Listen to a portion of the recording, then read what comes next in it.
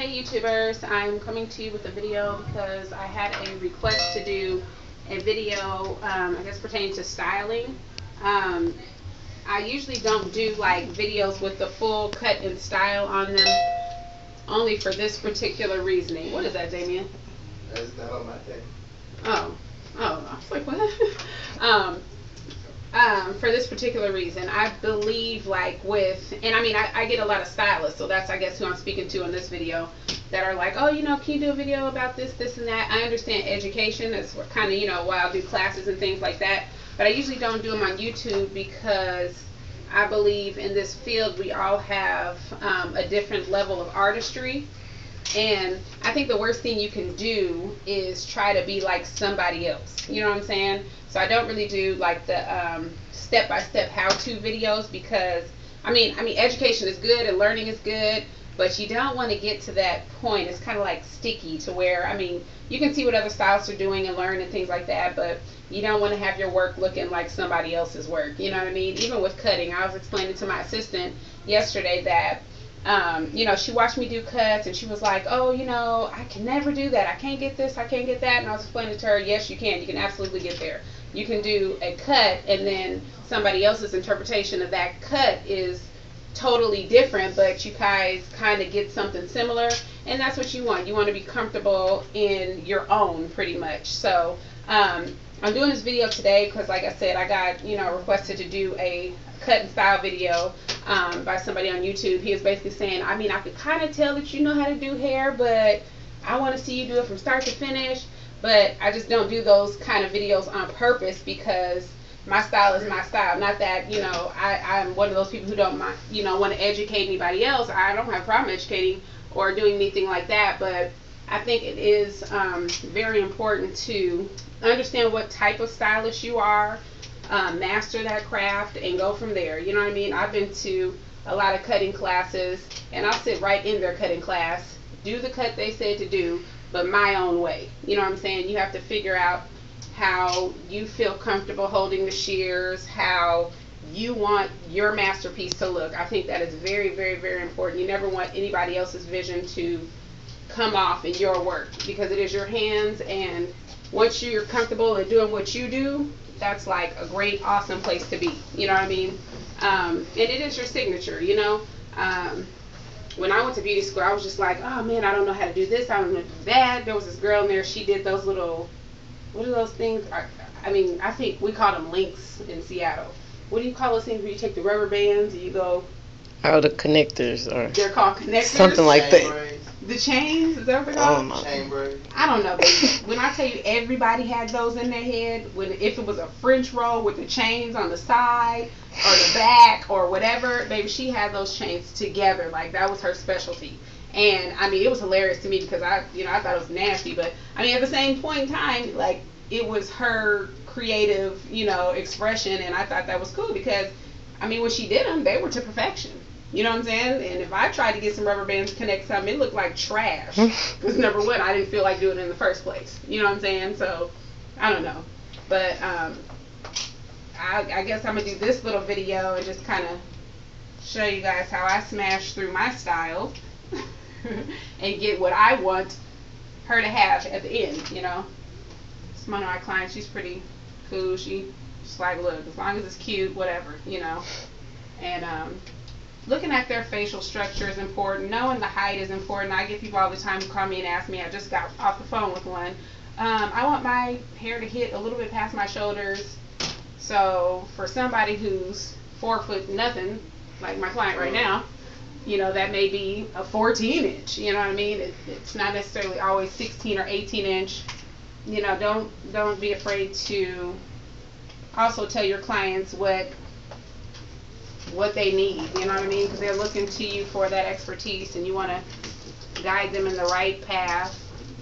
Miss Lady in here, she's like, oh, 16 or 18. I have people who are height 120. I mean, if they're really adamant, they know what they want, that's cool. But usually, when you're super short, you don't need anything over a 16 inch. It looks like it's just overtaking your entire body.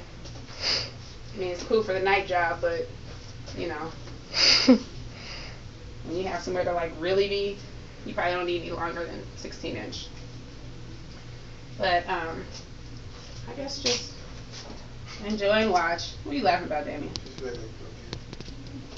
Oh, no, I care. Smile. No. I think that's important.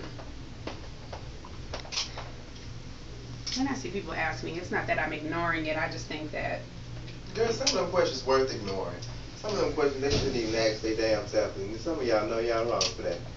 I'm gonna roll my eyes.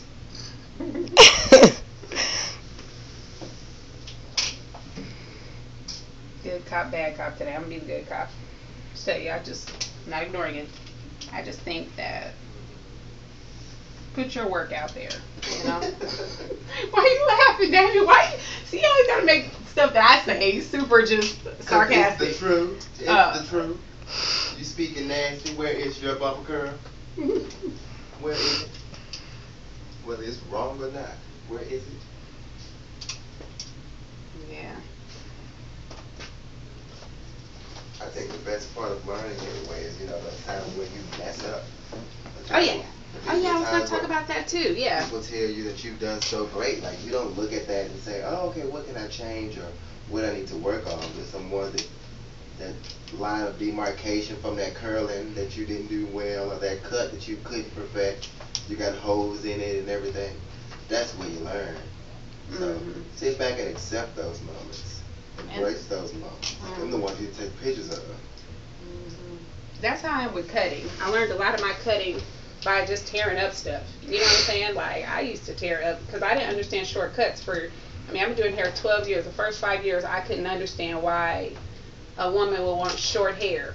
You know what I mean? I was like, why do they, I don't understand. Like, they cut it like that on purpose? You know? So, I was always trying to tell people to keep their hair or, so I was a long hair stylist and I had long hair. This is all my hair up here. So, but now that I'm, older, I've been in the hair industry a lot longer. I do shortcuts, I do kind of everything, but just it's fun to,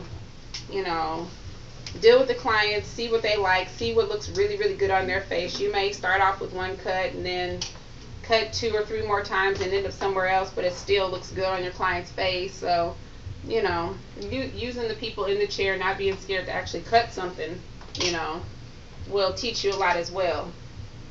Like I said, when I was in beauty school, they used to tell us to hold our shears a certain way. We had to do the 45-degree angle, then go into the 90, then do this and this and that, and I never got it. I really did, and I was like, I was about to say your whole cut was wrong because you didn't hold the shears right. But just trying to go by somebody else's pattern. You know what I'm saying? Like, it didn't work for me because I'm the kind of stylist that says, okay, what are you looking for? Okay, let me go ahead and cut that. Here's the mirror, and if you want something else, we'll do that. You know what I'm saying? Like, my vision is my vision, and how I get there is how I get there.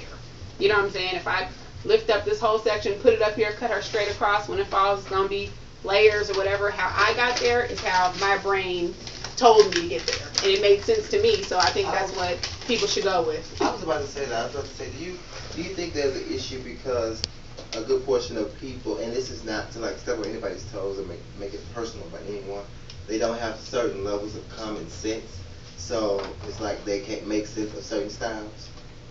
Do you think that has a lot to do with it? Yeah. I guess that could be it. Yeah. Yeah. And I think, but that comes with following what everybody else is doing. You know what I'm saying? Right. Like, I never follow the trends. I think I've been pretty good about going with what I felt was cool because, back in the day, everybody was doing the T-Boss cuts, the salt and pepper cuts. They were all bald headed. Exactly. Like, when it didn't make sense to me, I didn't touch it. You know what I'm saying? I'd rather not touch it than try to go duplicate what everybody else is doing, and it's just super faulty. You know what's crazy though? But I had a client, she did hair back in the game, and she told me, she was like, child, we all rock them styles, but this is how she showed me how long her hair was. She said, but all of our hair was like this long. And she was cool with it. She said she had to do her little comb overs in the morning, and she did whatever she had to do to make her hair work. That was so neat to me. Because you were a stylist. You were the one giving this style, cultivating this style for people to be comfortable, to even wear it. And you're bald-headed yourself? Right. But then at the same time, yeah, I mean, some people don't have time going to those type of stylists. Like, I don't understand baldness. You know what I'm saying? Me either. Like, and that's why I stick to extensions and healthy hair care. That's my field. I figured it out a long time ago. That's where I stay.